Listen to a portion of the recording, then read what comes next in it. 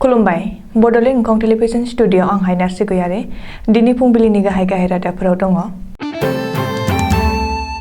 बिजनीआव रैमाली academy college आ freshers day खुंदों।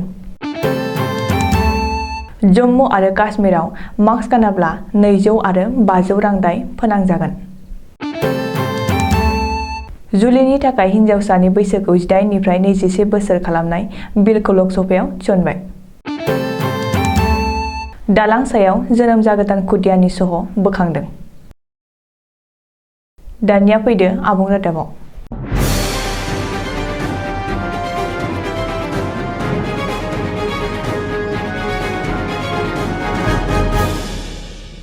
दिदोम नार्जारी, लैथोमा बसुमतारिया फारियै मिस्टार आरो मिस फ्रेशार्स सायख'जादों। 2021 मायथाइयाव गोदानै हाबफैनाय बिएड फरायसाफोरखौ बरायनानै चिरां जिल्लानि बिजनीआव रैमाली एकाडेमी कलेज आ बुधबारखालि सानसेनि हाबाफारिजों गाजा गोमजायै फ्रेशार्स डे खुंदों। मख'नो गोनांदि बे हाबाफारियाव सा 100 गोदान फरायसा आरो सा 100 गोजाम फरायसाफ्रा बाहागो लानानै गोबां मेहेर होनानै गावबा गावनि सिनायथि होलांनायनि अनगायैबो जाय गोदानै हाबफैनाय फरायसाफोरा गावबा गावनि सिनायथिफोरखौ आबुङै सिनायथिनायनि अनगायैबो आलादायै दिन्थिफुंनो हादों। बिसोरनि गेजेराव सानै हौवा आरो हिनजावसानि गेजेराव साफा मिस्टार आरो मिस फ्रेशार्स सायख'नाय जायो। दिदोम नार्जारीखौ मिस्टार फ्रेशार्स आरो थरायना लैथोमा बसुमतारिया मिस फ्रेशार्स महरै सायख'नाय जादों। रैमाली एकाडेमी कलेज बिएड नि गोरायुं आरो गासैबो फोरोंगिरि मोननि अनगायैबो जायगानि माखासे मानगोनां सुबुंफ्रा आलासि महरै बाहागो लानानै बेसेन गोसा बिबुंथिबो लाखिदों। रैमाली एकाडेमी कलेज बिएडखौ सामलायगिरि मासिगिरि राजेन बसुमतारी, नेहाथारि कमलाकान्त बसुमतारी, सोद्रोमा सदानन्द दैमारी, लन्दराम बर', मनि नार्जारी, रुक्मिणी दैमारी आरो अनजिमा बर'मोनहाबो बे हाबाफारियाव बाहागो लादोंमोन। मिरुजों बेंजानाय रायजो एबा इउनियन टेरिटरि जम्मू आरो काश्मीराव आथिखालाव कर'ना आरो अमिक्रननिफ्राय बारग'नो एबा रैखा मोननो थाखाय लेफ्टेनेन्ट गभर्नरआ बिथोन फोसावदों दि सुबुं थुबुर ओनसोल जेरै हाथाइ बाजार एबा नोगोराव जायफोर सुबुङा मास्क गानाजासे बायजोआव ओंखारबोयो बिसोर गासैबो 200 आरो 500 रां दाय फोनांजागोन। गिबि खेब दायनि थाखाय 200 रां आरो जाय सुबुङा नैथि खेब दाय मावो एबा पुलिसजों हमजायो बिसोरो 500 रां जुरिमाना होनांगोन। बेनि अनगायैबो जायफोरा मास्क गानैनि थाखाय गोबां खेब हमजायो बिसोरो जोबथेसालिनि आलासिबो जानांनो हागौ होननानै मिथिहोदों। मख'नो गोनांदि आथिखालाव भारतनि गोबां रायजोआव कर'ना एबा अमिक्रन बेरामा गोबां साग्लोबनो हमदोंसै, बेखायनो बयबो सांग्रां जानाया गाहाम। जुलिनि थाखाय सासे हिनजावसानि आयेनारि बैसो बारायनाय बिल एबा दा प्रहिबिशन अफ चाइल्ड मेरिज एमेन्डमेन्ट बिल 2021 खौ मंगलबारखालि लकसभायाव थिसनबाय।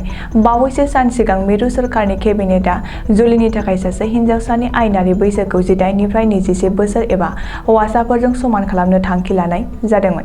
मख'नो गोनांदि बे बिलआ सदनाव गनायथि जायोब्लानो हादोराव सासे हिनजावसानि जुलि जानाय बैसोनि सिमाया 21 बोसोर जागोन।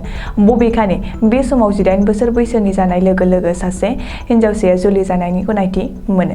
नाथाय मिरु सोरखारनि बे गोदान बिलआ आयेन जायोब्ला सासे हिनजावसाया 21 बोसोर जायोब्लासो जुलि जानो हागोन आरो जुलिनि थाखाय आयेनारि गनायथि मोननांगोन। मिथिनो हानाय बादिब्ला जुलिनि थाखाय हिनजावसानि बैसोखौ बारायनाय बिलखौ मैया लकसभायाव थिसनदोंब्लाबो बुंथिगिरिया नायबिजिरनायनि थाखाय संसदारि कमिटियाव दैथायहरनाय जायो।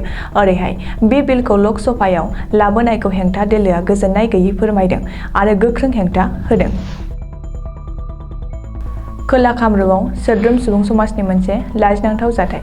सिनाय मोनै दुथांफोरा दालां सायाव गालांदों जोनोम जागोदान खुदियानि गोथै सह। गोरैमारि सन्तालि पिडब्लिउडि लामानि कान्दुलिमारि दालाङाव जादों सुबुं समाजखौ लाजिफोनांनाय बे जाथाया।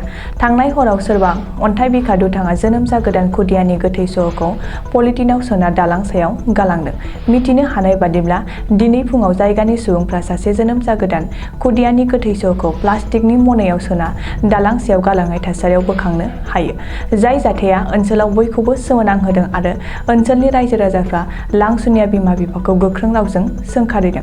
बबेखानि बे जाथायनि बागै पुलिस बिफाननो खौरां हरनायनि उनावनो जरसिमुलि थानानि पुलिस बिफाना जाथायसालियाव थांना जोनोम जागोदान खुदियानि गोथै सहखौ बोखांहैयो आरो बे जाथायनि सायाव नायबिजिरनो जागायो होननानै मिथिनो हादों। दिनै फुंबिलिनि रादाबा एसेनोसै। गोजोन्थों।